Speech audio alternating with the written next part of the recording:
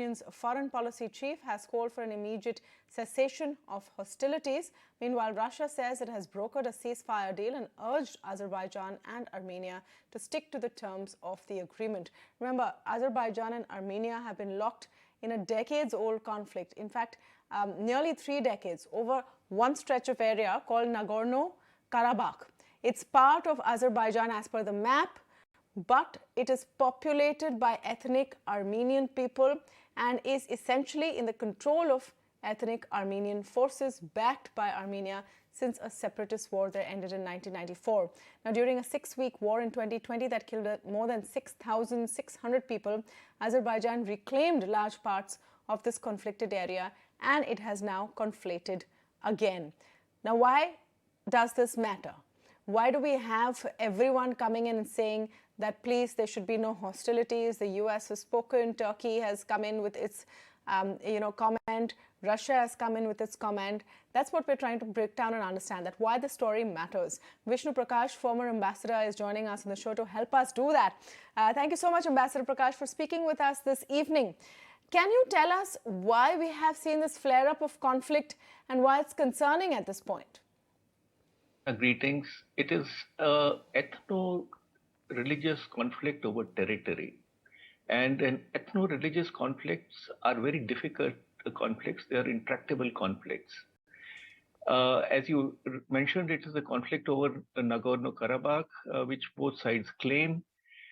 But neither side is in a position to make much of a headway. There is a kind of a stalemate. And it has become a playground of the middle powers. In fact, if you look at who is supporting whom, it is quite interesting. Azerbaijan borders Iran. They are both Muslim countries, but Iran supports Armenia. Turkey supports Armenia. Turkey supports Azerbaijan. Israel supports Azerbaijan. India supports Armenia. And Russia has a very interesting role. Russia has a military base in Armenia. Russia is has a defense treaty with Armenia, but Russia supplies defense equipment to both sides.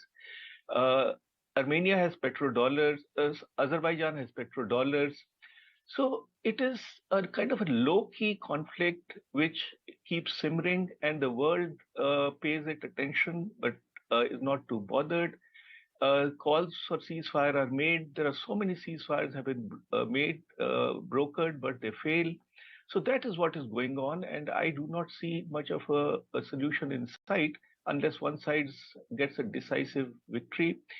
Since 2020, one game changer has been the Israeli and Turkish drones, which Azerbaijan has gotten, and they've used them effectively.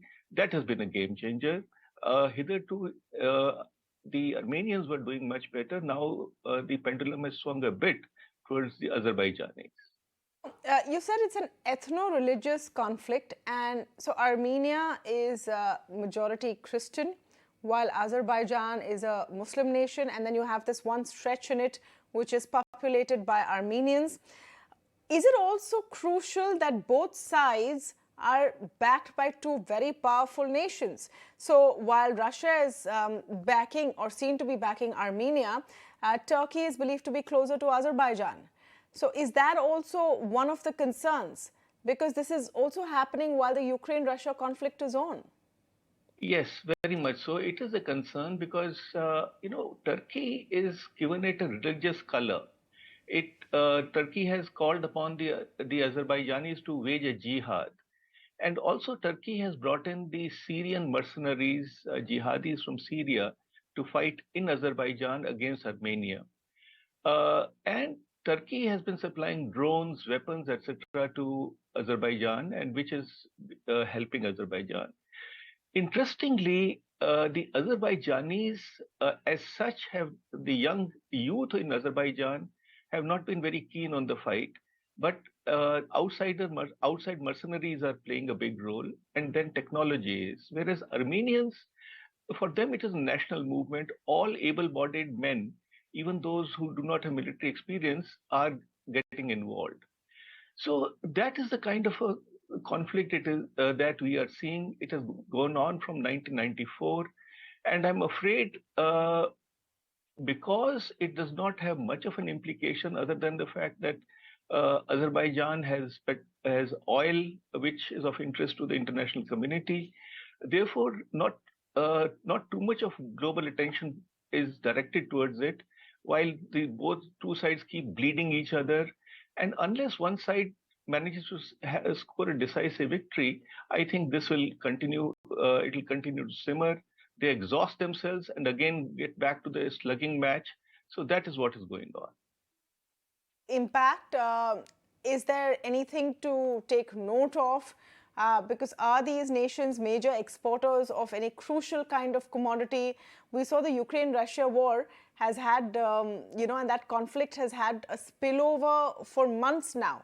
Anything similar that is feared from this conflict, or do you think it's a small localized conflict that will hopefully peter out? I hope it peters out. It is not likely to peter out in a hurry, but these are two smaller, comparatively smaller countries. And of interest to the world is the Azerbaijani oil. So that is the only item of interest. But Azerbaijan is not a major producer of oil and gas, yet the petrodollars is keeping Azerbaijani military and army country afloat. They are buying a lot of weaponry. So the weapon traders are interested. Others get involved, as I said, middle powers get involved in that, especially Turkey, Russia, etc., and Iran.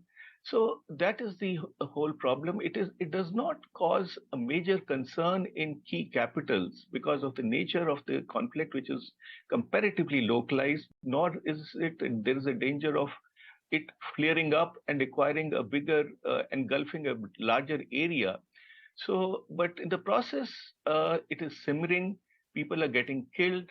The world pays passing attention. Ceasefires are brokered only to be dishonored. And this continues. I'm afraid we will see more of it before it comes to an end. Vishnu Prakash, for joining us and breaking down what we really need to know about this story. Thanks once again.